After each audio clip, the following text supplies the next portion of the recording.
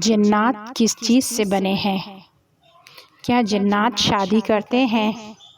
کیسے شادی کرتے ہیں؟ کیا ان میں بھی قوم اور قبیلے ہیں؟ ان کی موت کس طرح سے واقع ہوتی ہے؟ انہیں کب موت آتی ہے؟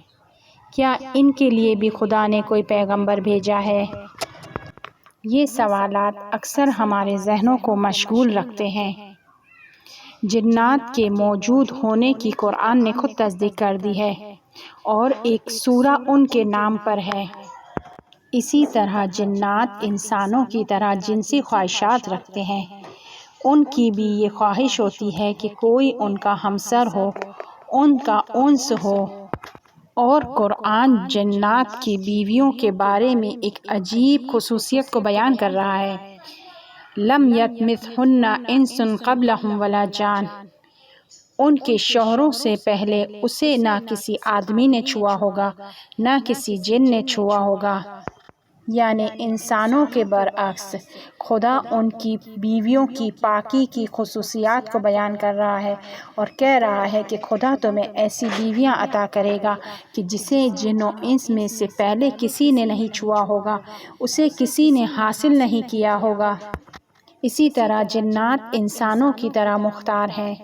ان میں مومن جنات بھی ہیں اور کافر اور فاجر بھی ہیں۔ جس طرح انسان کو خدا نے مٹی سے پیدا کیا ہے، اسی طرح جنات کو خدا نے آنکھ سے پیدا کیا ہے۔ اور کس طرح کی آنکھ سے پیدا کیا ہے؟ جنات کو خدا نے بغیر دھوئیں والی آنکھ سے پیدا کیا ہے، یعنی نفوذ کرنے والا نور ہے۔ نار عربی میں آنکھ کو بھی کہتے ہیں اور نور کو بھی کہتے ہیں۔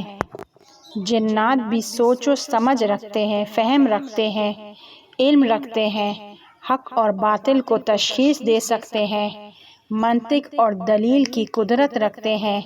جس طرح انسانوں پر دوسروں کے حقوق عائد ہیں، اسی طرح جنات پر بھی دوسروں کے حقوق عائد ہیں۔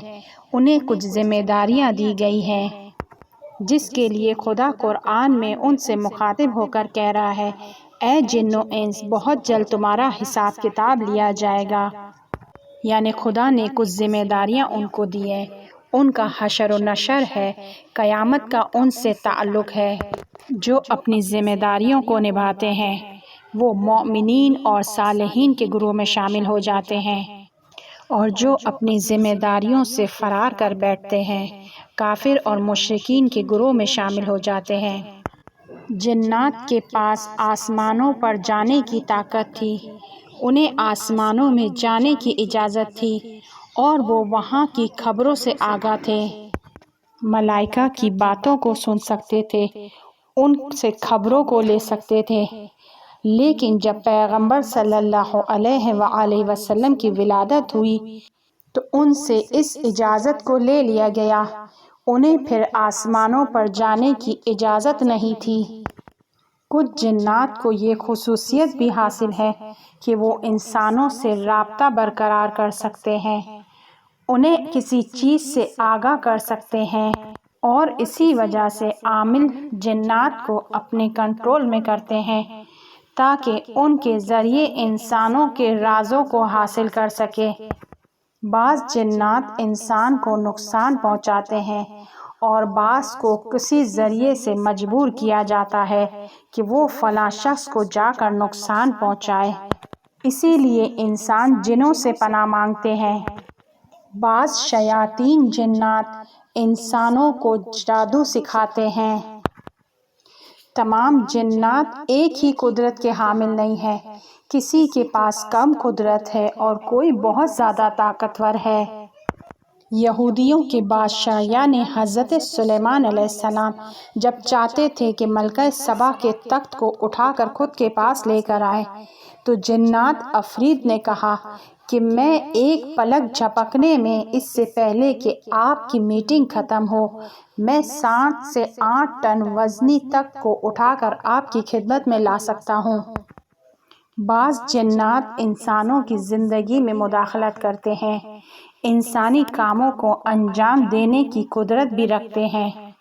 اسی لیے بعض افراد جنات سے خواہش کرتے ہیں تو وہ ان کے کاموں کو انجام دیتے ہیں۔ جنات کے کھانے بڑے بڑے برتنوں میں اور دیگوں میں بنائے جاتے ہیں۔ ان میں سے بعض بنائی بھی کرتے ہیں، بعض دریا میں جانے کی صلاحیت بھی رکھتے ہیں، تیر بھی سکتے ہیں۔ جنات کی خلقت ہم سے پہلے کی ہے، لیکن ہمارا مقام اور منزلت ان سے زیادہ ہے کہ خدا نے جنات کے سربراہ ابلیس کو کہا کہ آدم علیہ السلام کو سجدہ کرو۔ کیا خدا نے جنات کے لیے کوئی پیغمبر بھیجا؟ کیا ان کی قوم کے لیے بھی پیغمبر آئے؟ جنات کی زندگی کے دو دور ہیں، ایک وہ دور ہے کہ جو انسانوں کی خلقت سے پہلے کا ہے، اور دوسرا وہ دور ہے جو انسانوں کی خلقت کے بعد کا ہے۔ اور دوسرے زمانے میں دو پیغمبر کا قرآن میں ذکر ہوا ہے کہ یہ ان کی پیروی کرتے تھے۔ سورہ احقاف کی آیت نمبر 27 اور 30 میں اس آیت میں بیان ہوا ہے کہ جن میں سے ایک شخص آیا اور اس نے اس کے قرآن پڑھنے کی آواز کو سنا، اور جہاں پر یہ اتفاق پیش آیا تو اس جگہ پر ایک مسجد بنائی گئی، مکے میں مسجد بنائی گئی کہ جس کا نام مسجد جن ہے۔ اور جب جنوں نے قرآن پڑھتے ہوئے سنا تو ایک دوسرے سے کہنے لگے کہ خاموش رہو اور سنو۔ جب ختم ہو گیا تو اپنی قوم میں واپس لوٹ آئے اور ان کو بھی اس کی خبر دی، اور اپنی قوم سے کہنے لگے کہ ہم نے ایسی کتاب کو سنا ہے کہ جو موسیٰ کے بعد نازل ہوئی ہے، یعنی حضرت موسیٰ اور اس کی کتاب کی بھی تصدیق کی، اور آخری کتاب قرآن مجید کی بھی تصدیق کی، اسے جھٹلایا نہیں۔ ان کی باتوں سے معلوم ہوتا ہے کہ صرف دو پیغمبر آئے، ایک ہمارے پیغمبر صلی اللہ علیہ وآلہ وسلم اور ایک حضرت موسیٰ علیہ السلام۔ اور اس آیت سے یہی اشارہ مل رہا ہے کہ اسلام سے پہلے ان کے مومنین حضرت موسیٰ علیہ السلام کی پیروی کرتے تھے اور ان کو مانتے تھے۔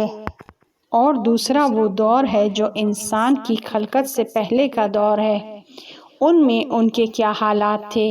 کیا اس وقت ان کے پاس کوئی پیغمبر تھا؟ ایسا ہو ہی نہیں سکتا کہ یہ لوگ بیکار ہوں، ان کے پاس کوئی دین اور شریعت نہ ہو، ان کے پاس کوئی پیغمبر نہ ہو، وگرنہ دوسری صورت میں خدا ان سے حساب کتاب نہیں لے سکتا۔ اور خدا کہہ رہا ہے کہ میں نے جن و انس کو خلق کیا صرف عبادت کے لیے۔ یقیناً عبادت کے طور طریقے بھی بیان ہوئے ہوں گے۔ اور پھر قرآن کہہ رہا ہے کہ ہم جہنم کو جن و انس سے پر کر دیں گے، ان کے لیے بھی جہنم ہے، جہنمیوں کے ساتھ انہیں بھی عذاب دیا جائے گا۔ لہٰذا ثابت ہوتا ہے کہ حضرت آدم علیہ السلام سے پہلے بھی ان کے پاس دین تھا کہ جس پر عمل نہ کرنے پر وہ لوگ واصل جہنم ہوں گے۔ اس کے علاوہ قرآن میں خدا ایک اور قانون کو بیان کر رہا ہے اور فرما رہا ہے کہ ہم کسی کو عذاب نہیں کریں گے مگر یہ کہ اس سے پہلے ایک پیغمبر کو بھیجا ہو۔ لہٰذا آدم کی خلقت سے پہلے بھی ان کے پاس پیغمبر تھے، آدم کی خلقت کے بعد بھی ان کے پاس پیغمبر تھے، اور اب بھی ان کے درمیان کوئی وسیع ہوگا۔ اور اس بات کی گواہی خود خدا قرآن میں دے رہا ہے، اے جن و انس کے گروہ، کیا ہم نے خود تم میں سے تمہاری جانب پیغمبر نہیں بھیجا؟ لہٰذا یہ بات ثابت ہو گئی کہ آدم کی خلقت سے پہلے بھی جنات کے پاس پیغمبر تھے کہ جو ان کی جنسیت سے تھے، خود ان میں سے تھے، اور جس وقت سے خدا نے ان کی خلقت کی ہے اس وقت سے ان کے پاس پیغمبر موجود ہیں۔